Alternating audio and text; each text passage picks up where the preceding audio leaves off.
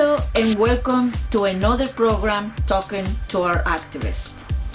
Join us to meet our artists, activists, those human beings that help us to raise awareness about the social struggles that are part of our global change. Their efforts help us to question and think in today's society. Today, our guest is Farzana Doctor. Farzana Doctor is a Toronto-based author. Her first novel, Still in Nasreen, received critical acclaim and earned a devoted readership upon its release in 2007.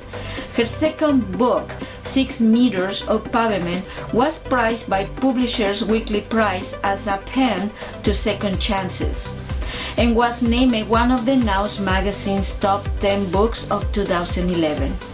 It also won the Lambda Literary and Rainbow Awards in 2012 and was shortlisted for the Toronto Book Award.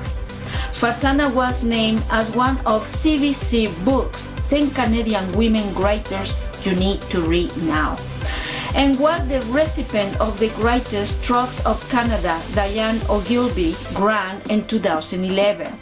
She was the Autumn 2012 Writer in Residence at the Toronto Public Library, and she co-curates the Brocktown Writers Series. Here with us, Farzana Doctor. Hello everybody, as I promised, Farzana Doctor is here. And Farzana, welcome to our show. Thank you. And thank you for your time. Well, thank you for having me. So where are you from originally? Well, my family is from India, from Bombay, but I was born in Zambia. My family was traveling to Zambia. They stayed there a few years. I was born, and then we came to Canada when I was 6 months old. And do you arrive in Toronto? No, we came to Nova Scotia, to Halifax first, and then a few years later we ended up in Oshawa, just about an hour away from here. So how did you move to Toronto? I moved to Toronto because I was desperate to live in a big city after living in a smaller town. Because I grew up in Whitby in the 70s and in the early 80s, and at that time that was still a very small community, a very white community, and I always had my sights set on Toronto. I would travel on the GO train to Toronto on the weekends and see the life here. So I moved here after I finished school, and I've been here for 20 years. Wow. And how was it to move from India to Canada and growing during that time? Was it a lot of racism? Well, I never lived in India, and I have no memory of, the immigration experience. It's only through my family that I kind of understand what that was like. So I think kids, or babies of people who are immigrants soak up some of those stresses, right? So one of the things my family talked a lot about was alienation. So, living in a place where your family is not, living in a place where there is lots of racism, feeling like the social norms that you're used to just don't fit, and why are people so unfriendly? There was a lot of that kind of stuff, and I experienced lots of racism as the only, in our school, the school I went to in Whitby, there was one Indian family, us, one black family, and one Chinese family. And wow. So as one of two brown kids, or South Asian kids at the school, my sister was the other one, it was pretty difficult in terms of racism. Yeah. Wow. And when did you start writing? I always wrote. I wrote, as a kid when it was still fun and playful. And then I slowed down when I was in university because you end up having to write other kinds of things. But I still wrote poetry here and there. And then I was part of a theater collective that existed in the early 90s in Toronto called Saheli, and so there was some writing involved in that. But it wasn't until about 15 years ago that I decided to kind of write in a more disciplined way. I took a writing class at U of T, kind of as a hobby, and it provided a bit of a structure for me to get going, and I wrote the first draft of the first chapter of my first novel in a course called Writing the Novel. What is this novel? It's called Stealing Nasreen. Yeah. And then I couldn't stop. So I think it was kind of something I really wanted to do. It was in me, but I needed kind of a kick to get going. Did you study writing? Did you go to school? No, I mean, no more than anybody else, in like, the standard English classes you have to take in high school. I took one writing class that was part of my degree in undergrad, but I didn't study English or writing at all. I studied social work and I became a social worker. Well, your books are really good. I mean, thanks. for somebody that got writing for, express yourself. Yeah. That's amazing. I think, I always read a lot, and that can help. At some point you do need to learn the basics of writing to get better at writing, and you have to practice and you have to write a lot to get good at it.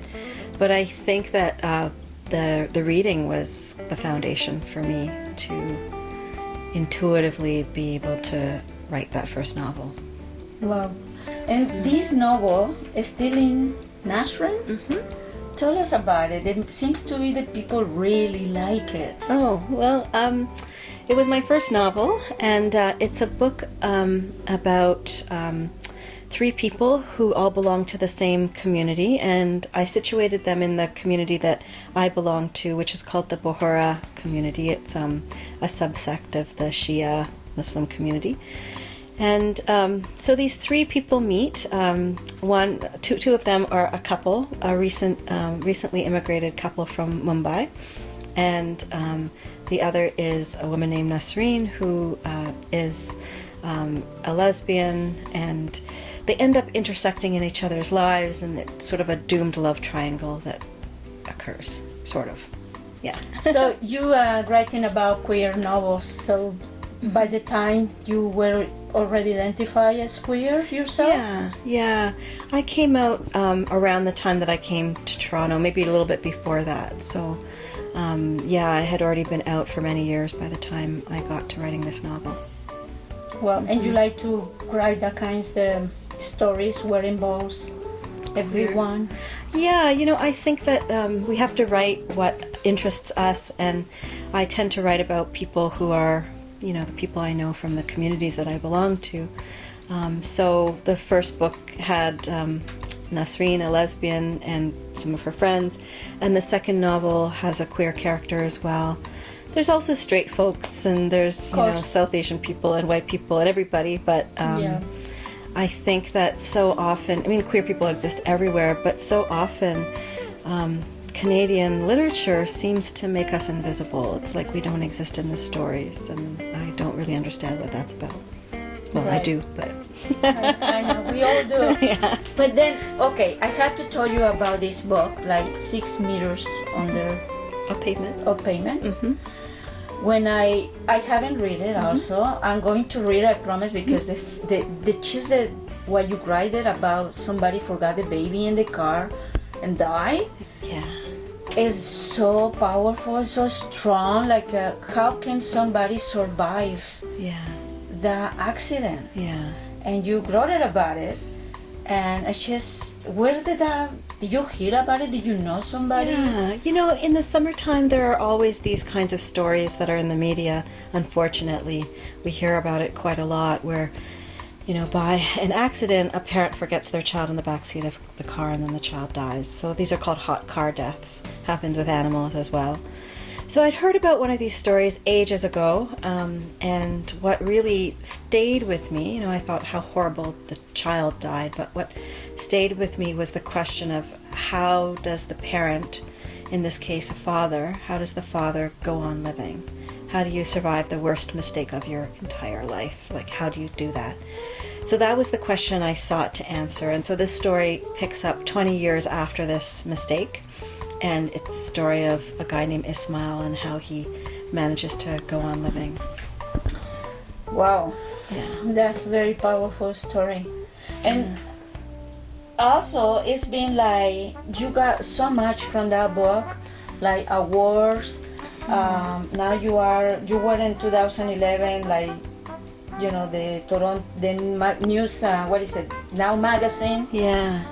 And the list of the books from Now Magazine. Yeah. You got an award from, what is it, Lambda, yeah. Literary Award for Lesbian Fiction. Yeah. There is also lesbian fiction there. Yeah, they have dozens of categories. They have lesbian fiction and bisexual and transgender fiction, and then they have all the genres. It's a great award. It's an international queer award for fiction and nonfiction, and so it meant a lot to me that Lambda chose this book as the top award for lesbian fiction, top book for lesbian fiction. Yeah, this, I've found that with this book, I'm very proud of this book, and this book has done really well. It got some notice, and I feel very lucky about that, because I think awards, you get awards because a book is good, but you also get awards because of good luck. Because there are so many books, right? And there's so few awards, and so if you get noticed by a particular jury, it's quite an amazing experience, because it helps with publicity, it helps book sales. So I'm quite happy that this book did well that way.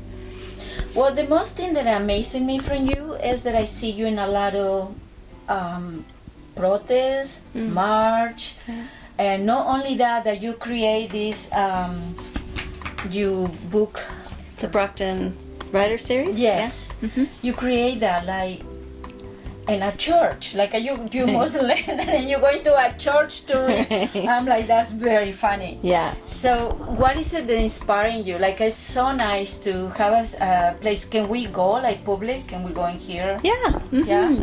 So it's moved out of the church now, and it's moved into a cafe called Full of Beans Cafe that's on Dundas near Rushholme.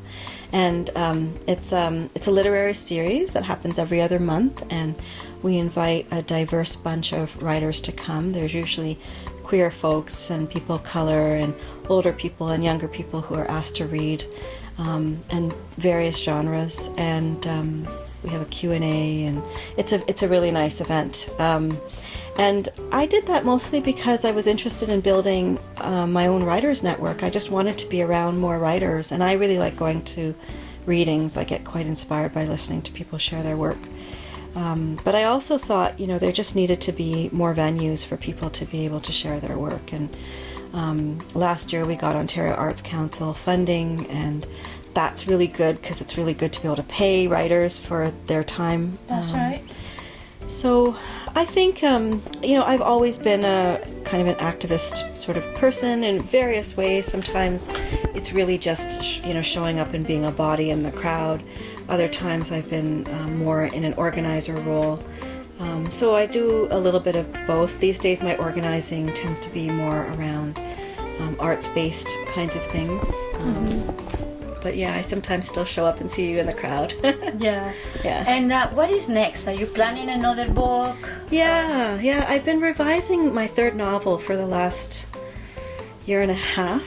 So it's been taking a long time to get this book done, but I'm close, which is great. And this book, I think its working title is called All Inclusive, and it's about a Canadian woman who's working on a 3-year contract as a tour representative at an all-inclusive resort in Mexico.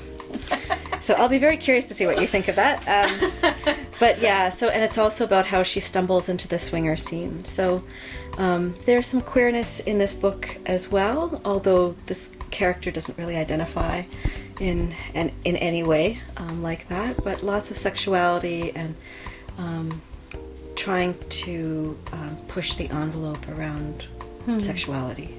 Oh, wow. Wow, that's intense. Yeah. You went to a cruise. Like, who would I look for? Yeah. Right? Yeah. Okay, wow. Which cruise is this? It's an all-inclusive resort. Resort. And I have it in, do you know the town of Huatulco in Oaxaca? It's a tourist area in Oaxaca, and yeah, I visited there once, and I was inspired to situate the novel there, because all-inclusive resorts are such strange places. I know. That's the last time I was in a resort. I decided not to go anymore because it is just like They're you weird. get there and then you stay there like a whole walls everywhere. You don't see anybody. Yeah. Just tourism, right? Wow. They're like walled-in amusement parks, and they're so popular. On the one hand, I like them because when I was younger and growing up, my dad loved to go to these places, and so I have fond memories of family vacations. You know, when your whole family is relaxed and finally spending time together and you're having a good time. So we used to go to these kinds of resorts. So I have, on the one hand, a kind of sentimentality about them because I have good memories. But then on the other hand, you know, I know what a weird, exploitative, you know, wasteful kind of zone these places are. It is. So a good place to write about, because you want to have a setting that inspires lots of feelings, right? Well, Oaxaca is one of my favorite states from Mexico. I'm Mexican, and it is a dream place. Anybody that goes there, It's beautiful. Yeah. you get inspired by the culture, by the women, by everything that is there. And it's such a powerful society in terms of the background of the native and the Indian, who they are. Yeah. So they always resist to injustice, and what is happening now in Mexico is a lot of things that we don't understand, right? Yeah.